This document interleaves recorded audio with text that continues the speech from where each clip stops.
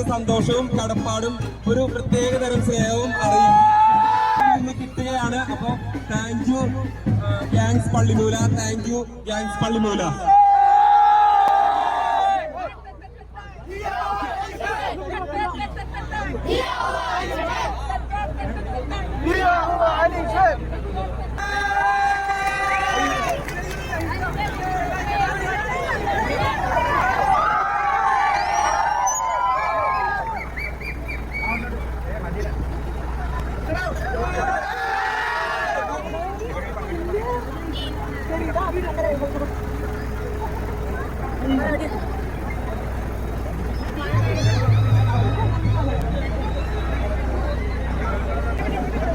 ഒരുപാട് സന്തോഷമുണ്ട് നിങ്ങളൊക്കെ ഇവിടെ ഇങ്ങനെ കാണുമ്പോൾ. ഞാൻ ജനിച്ചു വളർന്ന എൻ്റെ നാടാണ്, എൻ്റെ കാൽപ്പാടുകൾ പതിഞ്ഞ നാടാണ്, എൻ്റെ ഏറ്റവും അടുത്ത ആളുകളാണ്, എൻ്റെ സ്വന്തക്കാരാണ്, എൻ്റെ ഫാമിലിയാണ്. അപ്പോൾ നിങ്ങളുടെ എല്ലാവരുടെയും സന്തോഷവും സ്നേഹവും ഒക്കെ കാണുമ്പോൾ തീർച്ചയായിട്ടും എന്താണ് ഈ അവസരത്തിൽ നിങ്ങളോടൊക്കെ പറയേണ്ടത് എന്നറിയില്ല. ആക്ച്വലി സത്യത്തിലെ ബിഗ് ബോസിലേക്ക് ഇങ്ങനെ ഒരു അവസരം കിട്ടുമ്പോൾ എനിക്ക് ആരോടും പറഞ്ഞു പോകാൻ പറ്റുമായിരുന്നില്ല. കാരണം അത്രയും വളരെ കോൺഫിഡൻഷ്യൽ ആയിട്ടുള്ളൊരു കാര്യമായിരുന്നു. അപ്പൊ അതുകൊണ്ട് തന്നെ അത് ആരോടും പറയരുത് എന്നുള്ളതായിരുന്നു. അപ്പൊ ഞാനിങ്ങനെ എൻ്റെ സ്വന്തക്കാരോട് പോലും, എൻ്റെ വീട്ടുകാരൊഴിച്ച് എൻ്റെ സ്വന്തക്കാരോട് പോലും എനിക്ക് പറയാനായിട്ട് സാധിച്ചില്ല. അപ്പൊ ഞാൻ എൻ്റെ ഒരു അവസ്ഥ മൂലമാണ് എനിക്കത് പറയാൻ പറ്റാഞ്ഞത്.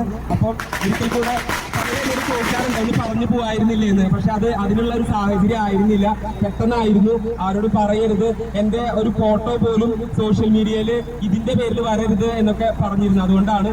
പക്ഷെ വീട്ടിൽ, അതായത് ബിഗ് ബോസ് ഹൗസിലേക്ക് കയറി കഴിഞ്ഞപ്പോൾ എന്താണ് എനിക്ക് തോന്നിയതെന്ന് ചോദിച്ചിട്ടുണ്ടെങ്കിൽ ഞാനൊരു വേറൊരു ലോകത്തിലെത്തിയ പോലെയാണ് എനിക്ക് തോന്നിയത്. ഒരു മായാ ലോകത്ത് എത്തിയ പോലെയായിരുന്നു. പിന്നീട് എന്തൊക്കെയാണ് സംഭവിച്ചതെന്നുള്ള ഒരു ഐഡിയയും ഇല്ല. 100 ദിവസം കഴിഞ്ഞ് പുറത്തിറങ്ങുമ്പോഴാണ് ഇങ്ങനെ ഒരു സ്വീകരണം കിട്ടുന്നത്. ഒരിക്കലും പ്രതീക്ഷിച്ചതല്ല. നിങ്ങളുടെയൊക്കെ സ്നേഹവും ഇഷ്ടവും ഒക്കെ കിട്ടുക എന്ന് പറഞ്ഞിട്ടുണ്ടെങ്കിൽ അത് വലിയ കാര്യമാണ്. അത് എനിക്ക് കിട്ടി എന്നറിയുന്നതിൽ എനിക്ക് ഒരുപാട് സന്തോഷമുണ്ട്. ഞാൻ പറഞ്ഞ പോലെ ജനിച്ച അന്ന് മുതൽ എൻ്റെ ഓരോ ഘട്ടങ്ങളും കണ്ടറിഞ്ഞ നാടാണ് എൻ്റെ കോടന്നൂര്.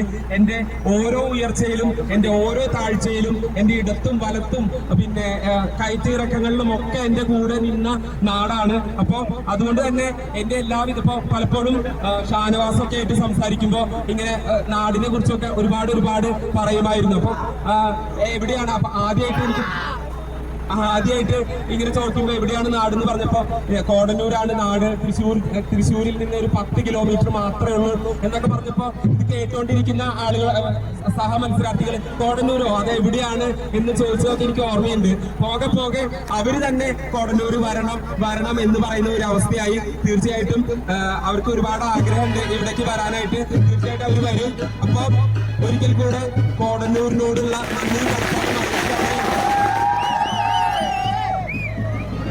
കോടന്നൂരിനോടുള്ള നന്ദിയും കടപ്പാട് അറിയിക്കുകയാണ്. പിന്നെ എൻ്റെ തറയിൽ ഫാമിലി, അപ്പൊ അവരും എൻ്റെ ഈ ഒരു യാത്രയിൽ എൻ്റെ കൂടെ നിന്നു.